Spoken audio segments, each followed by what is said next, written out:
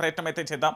So ఓవరాల్గా తెలంగాణ ప్రాంత ప్రజలందరికీ కూడా తెలిసిన ఒక బ్రహ్మాండమైన ముచ్చట ఏంటి అంటే, తెలంగాణ రాష్ట్ర ముఖ్యమంత్రిగా యనుమల రేవంత్ రెడ్డి ఉన్నప్పటికీ కూడా ఈ రాష్ట్రాన్ని పరిపాలించే నేతగా పూర్తి స్థాయిలో కూడా ఆంధ్రప్రదేశ్కు సంబంధించిన పెత్తందారి వ్యవస్థకు సంబంధించిన చంద్రబాబు నాయుడు, దాంతోపాటు ఆ రాష్ట్ర ముఖ్యమంత్రిగా కొనసాగుతున్న చంద్రబాబు నాయుడు సారథ్యంలో మాత్రమే తెలంగాణకు పూర్తి స్థాయిలో కూడా ఇక్కడ అన్ని రకాలుగా పాలసీలు కానీ వివిధ పనులు కానీ అన్నీ కూడా తన ఆధ్వర్యంలోనే జరుగుతున్నాయంటూ కూడా ఒక రకమైన చర్చ అయితే కొనసాగుతుంది. దానికి సంబంధించి అది నిజాలు ఏంటి, దాంతోపాటు జరుగుతున్న పరిస్థితులు ఏంటి అనేది కూడా ఒకసారి చర్చించే ప్రయత్నం అయితే చేద్దాం. ఎందుకంటే తెలంగాణ రాష్ట్ర రాజకీయాలలో ఇక్కడ ఏంది అంటే వాళ్ళ పత్రికలకు సంబంధించి మన తెలంగాణ రాష్ట్ర రాజకీయాలలో మీరు అందరూ కూడా చూస్తున్నారు. శాటిలైట్ కానీ మెయిన్ స్ట్రీమ్ మీడియా అని రకరకాలుగా మనం మాట్లాడుకున్నప్పటికీ కూడా ప్రతి ఒక్క పార్టీకి ఒక పేపర్ ఒక ఛానల్ ఉండిపోయిన పరిస్థితి అయితే కనబడుతుంది. సో ఢిల్లీ పర్యటనను హైలైట్గా చేస్తూ కాంగ్రెస్ పార్టీ పత్రికలు అద్భుతంగా రాస్తే లేదు వాస్తవాలు ఇవే అంటూ కూడా నిజమైన జర్నలిజం ఒక అంశాన్ని తెర మీదకి తీసుకొచ్చింది. సో ఒకసారి చూసే ప్రయత్నం చేద్దాం అసలు ఏం జరిగింది. స్టాండప్ ఇక ఒకసారి చూడండి. వీళ్ళ క్యాబినెట్ చాలా బలమైందట, అద్భుతంగా పనిచేస్తున్నది అంటూ వీళ్ళ పత్రికలలో రాసుకున్నారు. కానీ వాస్తవం నేను చెప్తా. ఇక చూడురి. గురువారం ఢిల్లీలో కాంగ్రెస్ అధిష్టానంతో భేటీ సందర్భంగా జాతీయ నేతలు ఖర్గే, రాహుల్ గాంధీ, కేసీ వేణుగోపాల్తో సీఎం రేవంత్, రాష్ట్ర మంత్రులు, దాంతోపాటు తెలంగాణ రాష్ట్ర ఇన్ఛార్జ్ మీనాక్షి నటరాజన్, పిసిసి అధ్యక్షుడు మహేష్ కుమార్ గౌడ్, ఏఐసిసి సభ్యులు వంశీచందర్ అంటూ కూడా ఇక్కడ చూస్తున్న పరిస్థితి కనబడుతుంది. నాకు అర్థం కాని విషయం ఏంటంటే, తెలంగాణ రాష్ట్రంలో పరిపాలన ఈ రాష్ట్ర ముఖ్యమంత్రి యనుమల రేవంత్ రెడ్డి ఇక్కడ మంత్రులు చేస్తున్నారా, లేకపోతే తెలంగాణ రాష్ట్ర పరిపాలన మొత్తం ఢిల్లీ దగ్గర తాకట్టు పెట్టి వారు చెప్పినట్టుగా జరుగుతుందా అనేది $1 మిలియన్ ప్రశ్న. అది ఏంటి వాస్తవం ఏందనేది తెలంగాణ ప్రాంత ప్రజలకు కూడా తెలుసు. సో ఇక్కడ కేబినెట్కు సంబంధించి రాష్ట్రానికి సంబంధించిన ముఖ్యమంత్రులు వీళ్ళ పార్టీకి సంబంధించి అంటే వీళ్ళది అంతర్గతంగా పార్టీ వ్యవహారాలకు సంబంధించి అక్కడ పోయి మీటింగ్ జరిగింది. అంటే ఇక్కడి నుండి పోయిన ప్రతి రూపాయి కూడా ప్రభుత్వ ఖజానాలో ఖర్చు పెడుతున్నారు. అంటే వాళ్ళ సొంత పైసలు ఏం ఖర్చు పెడతలేరు, మన పైసలే ఖర్చు పెడుతున్నారు. అంటే మనకు మైనస్, అంటే అప్పుల కుప్పగా తెలంగాణ రాష్ట్రాన్ని మారుస్తున్నారు అని చెప్పడంలో కూడా ఎలాంటి డౌట్ లేదు. అసలు కాంగ్రెస్తో ఆట, ఆంధ్రబాబు పాట అంటూ కూడా చూడొచ్చు. అసలు ఏం జరిగిందో చూద్దాం. అధిష్టానం ఎదుట రేవంత్ తీరును ఎండగట్టిన మంత్రులు అంటూ కూడా చూడొచ్చు. ఆ టీడీపీ అధినేత చంద్రబాబు ఆదేశాలకే తెలంగాణలో అధిక ప్రాధాన్యత, స్పెషల్ ఎకనామిక్ టూరిజం జోనల్గా మూసి మార్పు ఆయన కోసమే, బాబు సూచించిన కార్పొరేట్ కంపెనీలకే 99 ఏళ్ల లీజ్కు సన్నాహాలు, ఈ స్కామ్పై ప్రజల దృష్టిని పడకుండా తెరమీదికి నైని బొగ్గు బ్లాక్ వ్యవహారం, ఆంధ్ర కూటమిని తనకు ప్రత్యామ్నాయంగా రేవంత్ పరిగణిస్తున్నారు. దాన్ని తెలంగాణలో పాదు కొలిపేందుకు తెరచాటు ప్రయత్నాలలో ఉన్నారు. దాన్ని తెలంగాణలకు సంబంధించి పూర్తి స్థాయిలో ఆంధ్రప్రదేశ్కు సంబంధించిన పెత్తందారి వ్యవస్థ తెలంగాణలో అడుగుపెడుతుంది. మునుముందు కాంగ్రెస్ను చీల్చి బీజేపీతో పొత్తు పెట్టుకునేందుకు ఎత్తులు, తెలంగాణలో టీడీపీకి మళ్లీ ప్రాణం పోసే ప్రయత్నాలు జరుగుతున్నాయి. రేవంత్ తీరుపై ఢిల్లీలో అధిష్టానానికి మంత్రులు, సీనియర్లు ఫిర్యాదు, తమ శాఖలలో సీఎం జోక్యం పెరిగిందని కాంగ్రెస్ నాయకత్వం దృష్టికి, పొటెన్షియల్ స్టేట్ కాబట్టి మంత్రులు ఢిల్లీకి సహకరించాలన్న అధిష్టానం అంటూ కూడా చెప్పిన పరిస్థితి కనబడుతుంది. ఇక విషయం ఏందనేది మనం చర్చించాలి. అసలు ఏం జరిగింది, ఏం కథ అనేది ఒకసారి చూస్తే ఏంది అంటే, తెలంగాణ రాష్ట్రానికి సంబంధించి కాంగ్రెస్ పార్టీ ముఖ్యమంత్రిగా యనుమల రేవంత్ రెడ్డి కొనసాగుతున్నారు. దీంట్లో డౌట్ ఏమీ లేదు. దాంతోపాటు ముఖ్యమంత్రి స్థాయి కంటే బలమైన వ్యక్తులు, అంటే ముఖ్యమంత్రి కంటే బలమైన వ్యక్తులు, బలమైన శక్తులు కాంగ్రెస్ పార్టీలో ఉన్నారు. ఉదాహరణకు మీరు తీసుకుంటే జానారెడ్డి కానుండి మొదలు పెడితే కోమటిరెడ్డి వెంకటరెడ్డి కానీ, దుద్దిల్ల శ్రీధర్ బాబు కానీ, జీవన్ రెడ్డి కానీ, షబీర్ అలీ కానీ, లేదా చాలామంది నేతలు కూడా ఉన్నారు. ఈ మంత్రివర్గంలో ఉన్న వాళ్ళందరూ కూడా కొంతమంది మాత్రం చాలా బలమైన వ్యక్తులు ఉన్నారు. సో వీళ్ళందరూ కూడా సీఎం అభ్యర్థులే. కాంగ్రెస్ పార్టీలో అందరూ సీఎం అభ్యర్థులే. సో మొత్తానికి తెలుగుదేశం పార్టీకి రాజీనామా చేసి అప్పుడున్న పరిస్థితులలో చంద్రబాబు సూచన మేరకు కాంగ్రెస్ పార్టీలో జాయిన్ అయ్యి, ఆ కాంగ్రెస్ పార్టీ అధ్యక్షుడు కూడా ఇప్పించింది చంద్రబాబు అనే అప్పట్లో వార్తలు గుప్పుమన్న పరిస్థితి కూడా మనం చూసాం. సో ఇప్పుడున్న పరిస్థితులలో ఏంటంటే, ఎవరైతే చంద్రబాబు ఆదేశాలు జారీ చేస్తారో వాళ్లకు మాత్రమే తెలంగాణలో అధిక ప్రాధాన్యత ఇస్తున్నారట. ఇప్పుడు మూసీ అనేది ఉన్నది కదా, మూసీ సుందరీకరణ పేరు జరుగుతున్నది కదా, మూసీని డెవలప్మెంట్ చేస్తాం, మూసీ పర్యావరణ ప్రాంతానికి సంబంధించి అక్కడ పూర్తిగా కూడా ఏది హోటల్స్ కానీ, రియల్ ఎస్టేట్ సంస్థలు కానీ, హాస్పిటల్ కానీ, పార్కులు కానీ, ఇతరత్ర అన్నీ డెవలప్మెంట్ చేస్తా అన్నారు కదా. దానికి సంబంధించి కూడా నారా చంద్రబాబు నాయుడు గారి ఆదేశాల మేరకే దానిని మూసీ డెవలప్ చేయాలనేది చంద్రబాబు కలల సౌధం అట. దాన్ని నెరవేర్చేందుకు రేవంత్ రెడ్డి సహకారంతో నడుస్తున్నది అనేది ఒక మాట. మరి ఇది ఎంతవరకు కరెక్ట్ కాదు అనేది వాళ్ళే చెప్తే, కాంగ్రెస్ వాళ్ళే దీనికి వివరణ ఇస్తే బాగుంటుంది. ఇక బాబు సూచించిన కార్పొరేట్ కంపెనీకి 99 ఏళ్ల లీజుకు సన్నాహాలు చేసిల్లు. అంటే నాకు తెలిసినంత మాత్రం ఇప్పుడున్న ఒక మనిషి యొక్క ఆయుష్ ఎంత లేదన్నా 60-70 సంవత్సరాలే ఉంటుంది.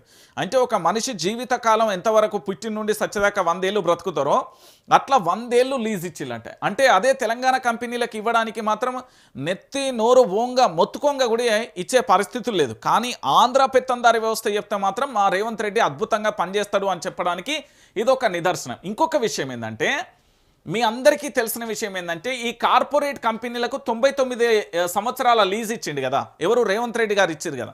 ఈ 99 సంవత్సరాల లీజ్ ఏదైతే ఉందో ఈ లీజుకు సంబంధించి ఎక్కడ వివరాలు బయటపడతాయో తెలంగాణ మేధావులు కానీ, తెలంగాణ ప్రజలు కానీ, తెలంగాణ ప్రశ్నించే గొంతుకలు కానీ, తెలంగాణ సమాజం కానీ, తెలంగాణ యువత కానీ ఎక్కడ గగ్గోలు పెడుతుందో, ఎక్కడ అరుస్తుందో, ఎక్కడ నిరసన వ్యక్తం చేస్తుందో, ఎక్కడ సమాజానికి చెప్తుందో అన్న భయంతో ఈ ఆంధ్ర కంపెనీలకు 99 ఏళ్ళు లీజ్ ఇచ్చిల్లు కదా, ఈ విషయం బయటికి రాకుండా తొక్కి పడేసేందుకు పూర్తి స్థాయిలో మెడవిస్కి ఊపిరాడకుండా చేసేందుకు ఏం చేసిల్లంటే నైనీ బొగ్గు బ్లాక్ వ్యవహారాన్ని తెర మీదకి తీసుకొచ్చిల్లు.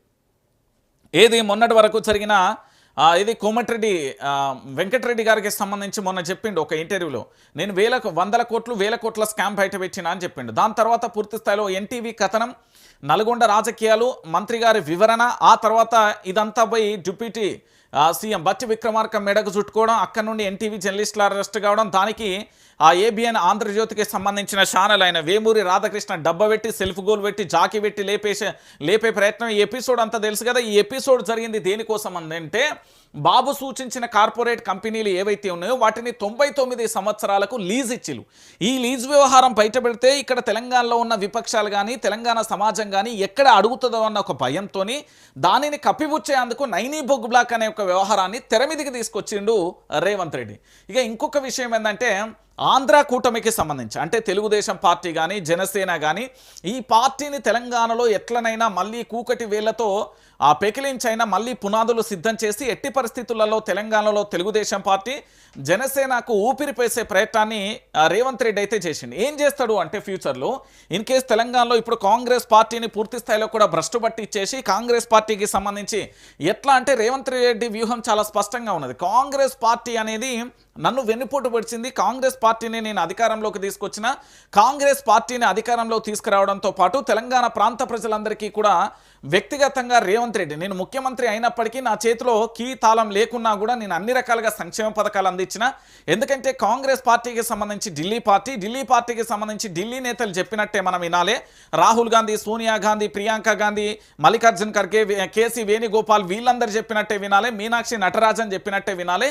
నేను చెప్పడానికి ఏమీ లేదు. కాబట్టి ఇక్కడ జరిగే వ్యవహారం ఏంది అనేది తెలంగాణ సమాజం అర్థం చేసుకోవాలి. నేను ముఖ్యమంత్రి పదవిలో ఉన్నప్పటికీ కూడా అధికారం నా చేతిలో లేదు. కాబట్టి అయినప్పటికీ నేను ఎంతో కొంత చేసిన, కాంగ్రెస్ పార్టీ నన్ను వెన్నుపోటు పడిచి బయటికి గెంటేసింది. కాబట్టి నేను తెలంగాణ తెలుగుదేశం జనసేన పార్టీని రెండింటిని బలోపేతం చేసేసి మళ్ళీ ఇక్కడ ఏం చేస్తారంటే బీజేపీతో పొత్తు పెట్టుకొని ఏదో రకంగా మళ్ళీ తన యొక్క అస్తిత్వాన్ని కాపాడుకునేందుకు రేవంత్ రెడ్డి చేస్తున్న ఒక ఎత్తుగడ అని రాజకీయ విశ్లేషకులు చెప్తున్నారు. అయితే ఇంకొక విషయం ఏంటంటే, తెరచాటున జరిగే ఒక అంశం ఏంటంటే, ఇక్కడ పూర్తి స్థాయిలో కూడా కాంగ్రెస్ను మునుముందు 2 రకాలుగా చీల్చుతుంది. ఖచ్చితంగా 1000% కాంగ్రెస్లో 2 వర్గాలు అయిపోతాయి. అసలు కాంగ్రెస్, వలసవాద కాంగ్రెస్. ఎవరైతే ఇతర పార్టీల నుండి వచ్చే కాంగ్రెస్ పార్టీలో పదవులు అనుభవిస్తున్నారో వీళ్ళొక వర్గం అయిపోతారు. మొదటి నుండి కాంగ్రెస్ జెండా పట్టుకొని ఆ జెండా ఉంటేనే మా రాజకీయం, ఈ జెండాతోనే మా అంతిమంగా మా రాజకీయ సమాధి, ఈ జెండా కోసమే మేము పనిచేస్తామనే కరుడుగట్టిన కాంగ్రెస్ వాదులు ఉంటారు కదా, కరుడుగట్టిన నేతలు, అసలు కాంగ్రెస్ నేతలంతా ఒక వర్గంగా మారిపోయి వీళ్ళు ఏం చేస్తారంటే చీలుతుంది. చీలిన తర్వాత వీళ్ళు అవుట్ రైట్గా తెలంగాణ తెలుగుదేశాన్ని మళ్ళీ ప్రాణం పోసే ప్రయత్నం జరుగుతున్నది. దీనికి సంబంధించే తెలంగాణలో ఒక చర్చ జరుగుతున్నది. ఇంకొక విషయం ఏంటంటే, రేవంత్ రెడ్డి నిన్న ఢిల్లీకి పోయింది కదా, రేవంత్ రెడ్డితో పాటు తెలంగాణ ఇన్ఛార్జ్ మీనాక్షి నటరాజన్, దాంతోపాటు మంత్రులందరూ వెళ్ళిళ్ళు కదా. ఈ మంత్రులందరూ వెళ్ళినప్పుడు ఖచ్చితంగా కూడా రేవంత్ రెడ్డి మీద ఫిర్యాదులు రాలేదా అంటే 100కు 1000% ఫిర్యాదులు వచ్చినాయి. ఆ ఫిర్యాదులు ఇట్లాంటి ఫిర్యాదులు కాదు. మా శాఖలో రేవంత్ రెడ్డి ఏలు పెడుతున్నాడు, మా శాఖకు సంబంధించి రేవంత్ రెడ్డి మానిటరింగ్ చేస్తున్నాడు, మమ్మల్ని ఏ ఫైల్స్ కూడా చేయనీయట్లేదు, దాంతోపాటు మా శాఖ కాంట్రాక్ట్లని ఇతర శాఖ మంత్రులకు ఇస్తున్నాడు అంటూ ఒక రకమైన చర్చను తెర మీదకి తీసుకొచ్చి పూర్తి స్థాయిలో కూడా సీఎం జోక్యంతో తమ శాఖలలో మేము ఏమీ చేయలేకపోతున్నాం, దానివల్లనే ఇప్పుడు పూర్తిగా కూడా అస్తవ్యస్తంగా మారడానికి ఒక ప్రధానమైన కారణం అంటూ కూడా రేవంత్ రెడ్డికి సంబంధించి రేవంత్ రెడ్డి మీద ఫిర్యాదులు చేయడంతో పాటుగా రేవంత్ రెడ్డి మా మీద కుట్ర చేసి మమ్మల్ని తెలంగాణ సమాజం మీద పూర్తి స్థాయిలో కూడా ఏదో రకంగా పూర్తిగా కూడా ఒక రకమైన ఏంది అంటే విష ప్రచారాన్ని చేసే ప్రయత్నం చేస్తాడు. దానివల్ల మేము తెలంగాణలో పూర్తి స్థాయిలో కూడా ఇబ్బంది పడే ప్రయత్నం జరుగుతున్నది అంటూ కూడా చెప్పిండు. అయితే ఇంకొక విషయాన్ని కూడా తెలంగాణ సమాజం గమనించాల్సిన వ్యవహారం ఏంటంటే ఇక్కడ రేవంత్ రెడ్డికి సంబంధించి మంత్రుల మీద కుట్రలు చేస్తున్నాడు. దాంతోపాటు ఎవరెవరైతే రేవంత్ రెడ్డి చెప్తాడో ఆయనను తన వర్గంలో వేసుకొని తన టీంలో వేసుకొని రేపు భవిష్యత్తులో మళ్ళొకసారి ఆ టీడీపీకి పూర్తిగా ప్రాణం పోసే విధంగా పనిచేస్తున్నాడు అనేది తెలంగాణ సమాజం చెప్తున్న ముచ్చట. ఇక ఇంకొక విషయం ఏంటంటే తెలంగాణ ప్రాంత ప్రజలందరూ కూడా ఆలోచించాల్సిన విషయం ఏంటంటే ఈ అధిష్టానం ఎదుటనే పూర్తి స్థాయిలో ముఖ్యమంత్రి గారికి సంబంధించి మొత్తం ఎండగట్టే ప్రయత్నం కూడా చేశారు. అయితే ఇంకొక విషయాన్ని కూడా చూద్దాం.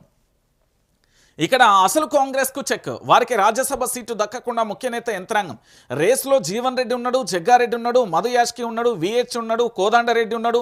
వాళ్ళకు చెక్ పెట్టేలా తెరపైకి జస్టిస్ సుదర్శన్ రెడ్డి, వేం నరేందర్ రెడ్డి పేర్లు. మరో సీటు న్యాయవాది అభిషేక్ మనస్వింగ్ కోసం రిజర్వ్డ్ అంటూ కూడా చెప్తున్న పరిస్థితి కనబడుతుంది. అంటే పూర్తి స్థాయిలో మీరు అందరూ కూడా ఆలోచించాల్సిన విషయం ఏంటంటే ఈ అసలు కాంగ్రెస్ను తెలంగాణలో రేవంత్ రెడ్డి బ్రతకనిస్తాడా అంటే 100కు 1000% బ్రతకనివ్వడండి. ఎట్టి పరిస్థితులలో అసలు కాంగ్రెస్కు సంబంధించి తెలంగాణలో ఉండనివ్వకుండా చేసే ప్రయత్నం అనేది చాలా స్పష్టంగా జరుగుతుంది. చాలా స్పష్టంగా కూడా భవిష్యత్తులో ఉంటుంది. ఈ అసలు కాంగ్రెస్కి ఎందుకు చెక్ పెడతారంటే దీనికి సంబంధించి కూడా మనం చూసే ప్రయత్నం చేస్తాను. ఎందుకంటే జీవన్ రెడ్డి మొదటి నుండి కాంగ్రెస్ పార్టీ జెండా పట్టుకున్నాయనే, దాంతోపాటు మధు యాష్కి అంతే, విహెచ్ అంతే, కోదండరెడ్డి అంతే, దాంతోపాటు జగ్గారెడ్డి కూడా అంతే. ఇక వీళ్ళందరినీ కూడా ఏంది అంటే చెక్ పెట్టేందుకు జస్టిస్ సుదర్శన్ రెడ్డి, దాంతోపాటు వేం నరేందర్ రెడ్డి అంటే రేవంత్ రెడ్డికి సంబంధించి ఆత్మ లెక్క. సో పూర్తి స్థాయిలో ఆయన ప్రతి అడుగులో వేం నరేందర్ రెడ్డి ఉంటాడు. ఇక అభిషేక్ మను సింగ్ అంటే పార్టీ కోసం ఉంటాడు కాబట్టి అల్టిమేట్గా ఆయన కోసం ఒకటి రిజర్వ్ చేసింది. సో వీళ్ళందరికీ చెక్ పెట్టే ప్రయత్నం జరుగుతుంది. అసలు నేతలను ఎట్టి పరిస్థితులలో కూడా ఉండలేక పార్టీ నుంచి బయటికి వెళ్ళలేక పార్టీలో ఉండలేక ఉక్కపోతతో ఉక్కిరి బిక్కిరి చేసే ప్రయత్నం అయితే రేవంత్ రెడ్డి చేస్తున్నాడు అనేది వాస్తవమైన విషయం. సో మీరందరూ కూడా ఆలోచించాల్సిన విషయం ఏంటంటే ఇక్కడ కేబినెట్ భేటీ జరిగింది కదా, వీళ్ళు ఇప్పటికైనా ఆలోచించుకోవాలి. తెలంగాణ కాంగ్రెస్ మంత్రులు ఇప్పటికైనా ఆలోచించుకోవాలి. మా దగ్గర అధికారం ఉంది, 100 కోట్ల ఆస్తులు ఉన్నాయి, మేము ఏమైనా చేస్తాం, మా దగ్గర అన్ని వ్యవస్థలు ఉన్నాయి, మేము ఏమన్నా చేయగలుగుతాం, పోలీసు వ్యవస్థ కూడా మా చేతుల్లో ఉన్నది, అన్ని విభాగాలు మా చేతిలో ఉన్నాయి అనుకుంటే తప్పు. మీ చేతిలో లేనిది ఒకటి ఉన్నది, దాని పేరే ఓటు. ఈ ఓటుతోని తెలంగాణ ప్రాంత ప్రజలు మళ్ళొక్కసారి ఓటు గనక పూర్తి స్థాయిలో కాంగ్రెస్ వద్దురు, తెలంగాణ ముద్దురు, బీఆర్ఎస్ రావాలరు అన్నారు అనుకో, మీ పరిస్థితి ఏంది? కోతివై కొండెక్కే డడ్డంకెడం అన్నట్టు ఒక ఉంటుంది కదా కథ, గవి తెర మీదకి వచ్చే పరిస్థితి ఏర్పడుతుంది. సో తెలంగాణ కాంగ్రెస్ నేతలు కూడా మీరు ఆలోచించాల్సింది ఏంటంటే మీ నియోజకవర్గాన్ని చూడండి. మీ 6 గ్యారంటీలు, 13 అంశాలు, 420 హామీలు, మీరు ఏం చేయదలుచుకున్నారు, మళ్ళీ మీరు మీ నియోజకవర్గాలలో పరిస్థితి ఏంది మొత్తం సర్వే చేస్తే తెలంగాణలో 119 అసెంబ్లీ సెగ్మెంట్లు చేస్తే కాంగ్రెస్ ఎన్ని స్థానాలలో ఇప్పటికిప్పుడు ఎన్నికలు జరిగితే ఎన్ని స్థానాలలో గెలుస్తుందో తెలుసా? పట్టుమని 1/2 డజన్ కూడా గెలవలేకపోతున్నది. ఇప్పుడున్న పరిస్థితులలో అంటే ఈరోజు ఏది 2వ నెల 20వ తారీఖు 2026 రోజున అంటే ఈరోజు పూర్తి స్థాయిలో మనం ఏంది అంటే ఒక సర్వేని నిర్వహిస్తే ఆ సర్వేలో 119 అసెంబ్లీ సెగ్మెంట్లలో కాంగ్రెస్ పార్టీ ఎన్ని స్థానాలలో గెలుస్తుంది అంటే 1/2 డజన్ స్థానాలకు పరిమితం అయిపోయింది. 119 స్థానాలలో 1/2 డజన్, 6 సంఖ్యకు పడిపోయింది, సింగిల్ డిజిట్కు పడిపోయింది కాంగ్రెస్. అంటే ప్రజల నుంచి ఎంత వ్యతిరేకత వస్తుంది, ప్రజలు ఎంత స్పష్టంగా ఉన్నారు అంటే వీళ్ళు చేయాల్సిన పనులు చేయకపోగా పూర్తి స్థాయిలో కూడా రాష్ట్ర వ్యాప్తంగా ఒక చర్చ జరుగుతున్నది. ఇక్కడ ఏం లేదండి. ఇదే విషయానికి సంబంధించి నేను ఇంకొక విషయాన్ని కూడా చెప్తా. ఇప్పుడు రేవంత్ రెడ్డి ఏం చేసిండు అంటే పూర్తి స్థాయిలో రకరకాలుగా ప్రయత్నాలు చేసుకుంటాడు. ఏంది అంటే వ్యక్తిగత పూజ చేయించుకునే ప్రయత్నం చేస్తాడు. అంటే వ్యక్తిగతంగా రేవంత్ రెడ్డి అనే ఒక అహోబియా తీసుకొచ్చే ప్రయత్నం చేస్తాడు. అసలు విషయం ఏంటంటే కాంగ్రెస్ పార్టీని పూర్తి స్థాయిలో రోజు రోజుకు తన యొక్క గ్రాఫ్ తగ్గిస్తూ రేవంత్ రెడ్డి గ్రాఫ్ను పెంచుకునే ప్రయత్నం చేస్తాడు. కానీ అసలు విషయం ఏంటంటే ప్రజలు చాలా తెలివి కలవారు. రేవంత్ రెడ్డి ఏం చేస్తున్నాడు, రేవంత్ రెడ్డి యొక్క పనితీరు ఏంది అందరికీ తెలిసిన విషయమే. అది మనందరం కూడా గమనిస్తున్నాం. సో మొత్తానికి ఢిల్లీ అధిష్టానం ముంగట అందరి ఇజ్జత్ పోయింది, మన భాషలో చెప్పాలంటే తెలంగాణ భాషలో. గంతే, ఇంకా దాని గురించి మనం మాట్లాడాల్సిన అవసరం లేదు, దాని గురించి మనం చర్చించాల్సిన అవసరం కూడా లేదు. ఎందుకంటే వాళ్ళు ఏదో చేద్దాం అనుకోని పోయిన్లు ఏమీ చేయలేక ఎల్లెలకల పడ్డ పరిస్థితి అయిపోయింది. ఇప్పుడు మేము తెలంగాణలో గీ చేసినామని ఇప్పుడు ఢిల్లీ అధిష్టానానికి చెప్పమన్నారు.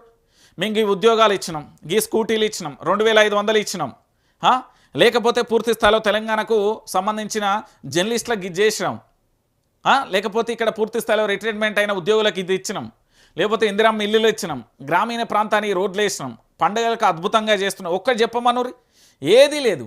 ఏట్ల రాయిది ఏనోడట కూట్ల రాయిది ఇస్తాడు అన్నట్టుగా తయారైపోయింది కాంగ్రెస్ పరిస్థితి అని వాళ్ళే లొల్లి పెట్టుకుంటున్నారు. ఇది నేను చెప్పే మాట కాదు, వాళ్ళే లొల్లి పెట్టుకుంటున్నారు. ఇక దాంతోపాటు చాలా బాధ